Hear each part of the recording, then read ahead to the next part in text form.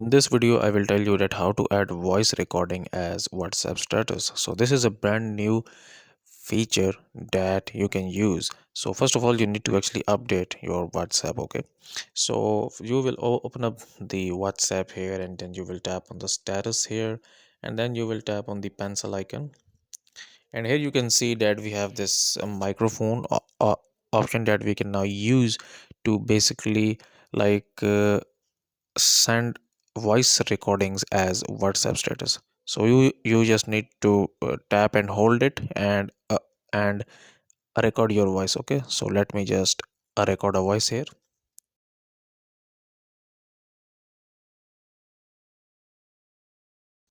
So here you can see that I have recorded a voice WhatsApp status here. So let me just play it. Hello, this is my very first voice recording WhatsApp status. So hello, this is my.